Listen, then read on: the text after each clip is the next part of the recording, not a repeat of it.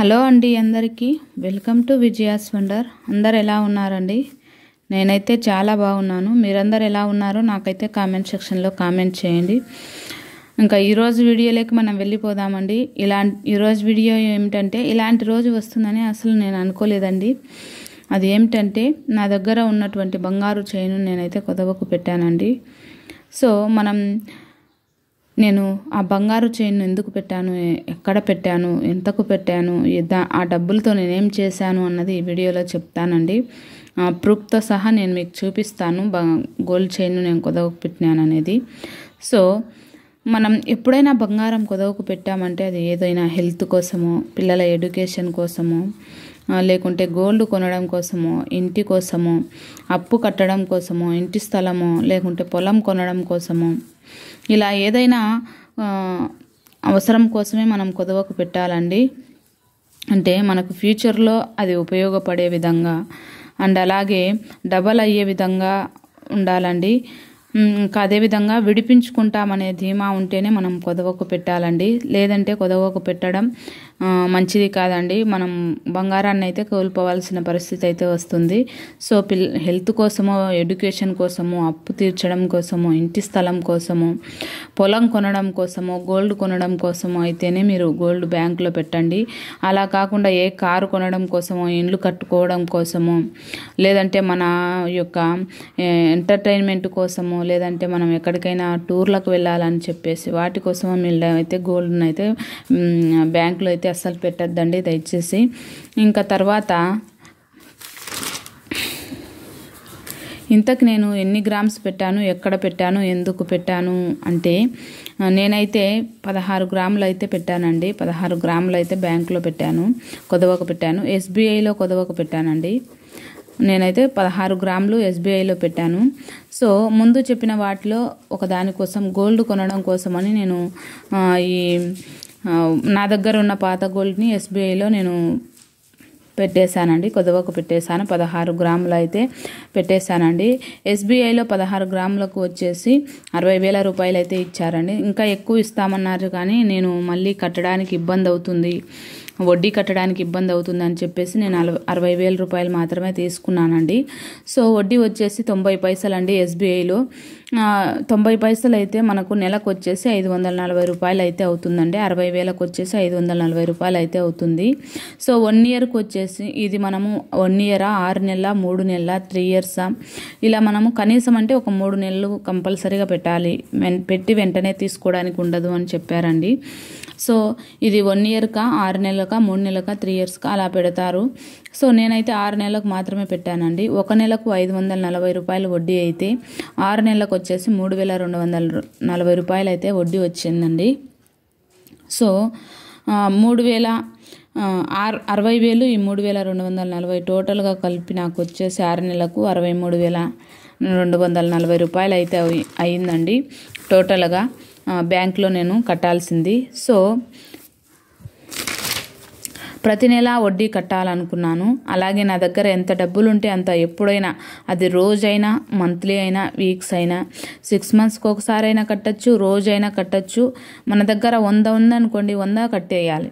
500 ఉంటే 500 కట్టేయాలి. అది రోజైనా కట్టచ్చు, వారానికి ఒకసారి అయినా కట్టచ్చు, లేదంటే నెలకు ఒకసారి అయినా కట్టచ్చండి. ఇది మాత్రం మీరు బాగా గమనించండి. ఈ టిప్ మీకు చాలా ఉపయోగపడుతుంది. ఎంత డబ్బులు ఉంటే అంత డబ్బులు మనము ఎప్పుడైనా కట్టేయచ్చండి. సో నేనైతే వారానికి ఒకసారి కానీ, నెలకు ఒకసారి కానీ కట్టాలనుకున్నాను. 1 ఇయర్ మనకు టైం అయితే ఇస్తారండి. ఈ బ్యాంక్లో ఇది చాలా బెనిఫిట్ అండి. మన దగ్గర 100 ఉంటే 100 కట్టచ్చు, 200 ఉంటే 200 కట్టచ్చు, 500 ఉంటే 500 కట్టచ్చు, లేదంటే 1000, 2000 ఉన్నాయి కట్టచ్చు. మనకు అసల్లో నుంచి కట్ అవుతుందండి. 100 కడితే వడ్డీలోకి వెళ్ళిపోతుంది. 1000, 2000 అట్లా కడితే మనకు వడ్డీ పోయి మళ్ళీ మనకు అసలు కూడా కట్ అవుతుంది. ఇది బ్యాంక్ వాళ్ళు ఇచ్చే మంచి బెనిఫిట్. ఇంకా 1 ఇయర్కు మనకు టైం అయిపోయిన తర్వాత 6 నెలల, మనం పెట్టుకున్న టైం 6 నెలల, 1 ఇయరా, లేదంటే మనకు ఎప్పుడైనా విడిపించుకోవచ్చు అండి. 3 నెలల తర్వాత ఎప్పుడైనా విడిపించుకోవచ్చు. అలా మనం టైం పెట్టుకుంటే ఆ టైం అయిపోయింది అనుకోండి, ఒకవేళ మనం కట్టలేక టైం అయిపోయింది అనుకోండి, మనం రెన్యువల్ చేయించుకోవాలి. దాన్ని 1 ఇయర్కు రెన్యువల్ చేస్తారు, మనల్ని పిలిపిస్తారు ఫోన్ చేసి. మనం 60,000కు పెట్టాం కదండి. సో 540.90 పైసలు వడ్డీ అయితే, ఒక నెలకు వచ్చేసి 540 అయితే, సంవత్సరానికి వాళ్ళు మనకు ఫోన్ చేస్తే మొత్తం టోటల్గా వచ్చేసి 6,480 రూపాయలు అవుతుందండి. 6,480 రూపాయలు అవుతుంది.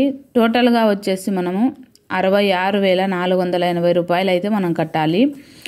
1 ఇయర్కి వచ్చేసి 66,480 రూపాయలు అయితే మనం కట్టాల్సి వస్తుంది. సో ఒకవేళ మనము గోల్డ్ ప్రైస్ మనకు 1 ఇయర్కు పెరిగింది అనుకోండి, గోల్డ్ ప్రైస్ 1 ఇయర్కు మనకు ఈరోజు ఉన్న గోల్డ్ ప్రైస్ కంటే ఎక్కువ పెరిగింది అనుకోండి, అప్పుడు మనకు ఏమవుతుందంటే మిగిలిన డబ్బులు మనకిస్తారు.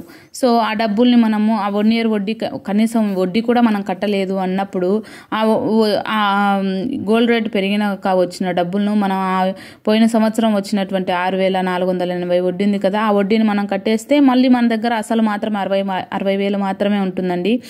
బయట వడ్డీకి తెచ్చుకుంటే మాత్రం 2 రూపీస్ అండి. ఖచ్చితంగా రూపాయి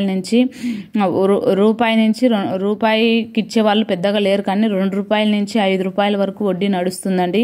ఖచ్చితంగా వాళ్ళు మొక్కు పిండి వసూలు చేసుకుంటారు మన దగ్గర. అంత మాత్రమే కాకుండా మనం 60,000 రూపాయలు 2 రూపాయలు వడ్డీకి నెలకు తెచ్చుకుంటే నెలకు వచ్చేసి 1,200 రూపాయలు అయితే మనకు వడ్డీ వస్తుందండి.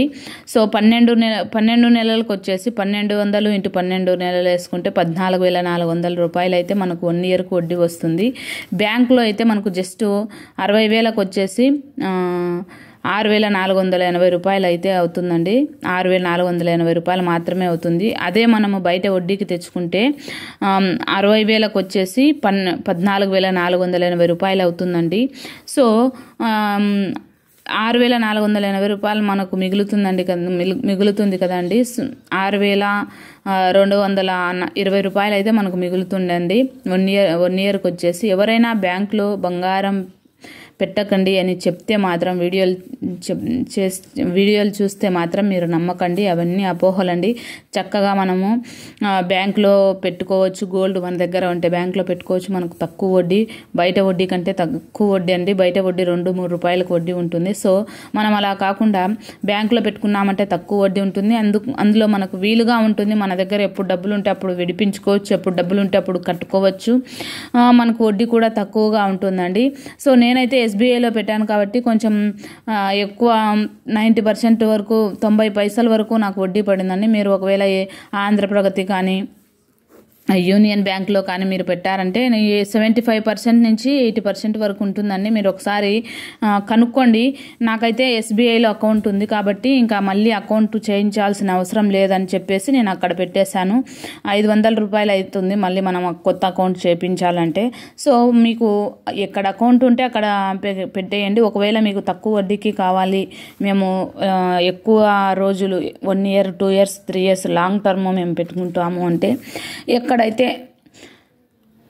వడ్డీ తక్కువగా ఉంటుందో అక్కడ మీరు పెట్టేసుకున్నారంటే ఒక 500 రూపాయలు మనము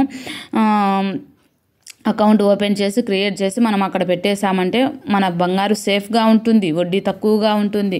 అండ్ అలాగే మనం ఎప్పుడు కావాలంటే అప్పుడు విడిపించుకోవచ్చు. ఎంత డబ్బులు మన దగ్గర ఉంటే అంత డబ్బులు మనం కట్టేయచ్చండి. వడ్డీ కట్టేయచ్చు, అసలు కట్టేయచ్చు, లేదంటే 100 ఉంటే 100 కట్టేయచ్చు, 200 ఉంటే 200 కట్టేయచ్చండి. సో నేనైతే 60,000 తీసుకున్నాను. 60,000 గాను నేను ఇంత వడ్డీని కట్టానండి. సో ఈరోజు వీడియో అయితే ఇదేనండి. వీడియో నచ్చితే ఒక లైక్ చేయండి. మరొక మంచి వీడియోతో మళ్ళీ కలుద్దాం. ఓకే ఫ్రెండ్స్, మరి బాయ్.